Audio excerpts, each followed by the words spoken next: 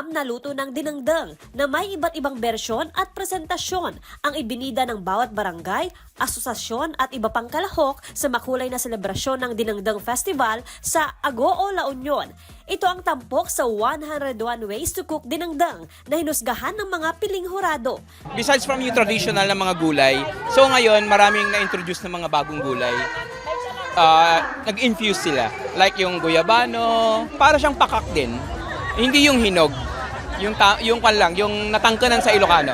Natatangi umano ang dinengdeng sa Agoo dahil fresh from the farm o mga gulay na tanim mismo ng mga magsaka ang ginamit na sangkap sa dinengdeng na suwak sa panlasa ng mga Ilocano at maging mga bisita.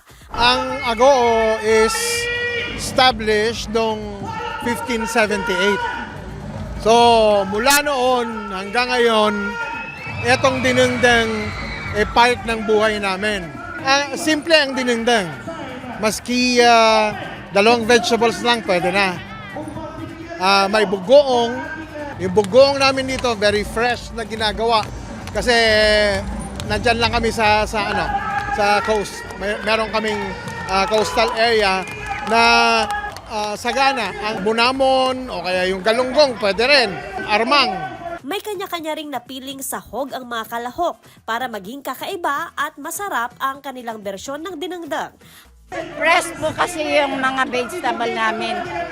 Talagang bagong pitas po. Yan po, kapag bagong pitas, ang dinengdeng, matamis po siya.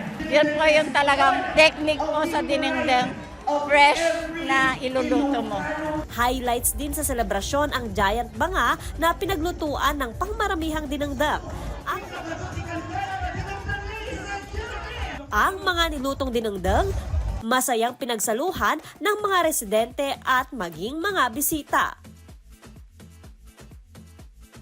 Patunay lamang na ang dinengdeng ay natatanging pagkakakilanlan ng bayan ng Agoo sa probinsya ng La Union.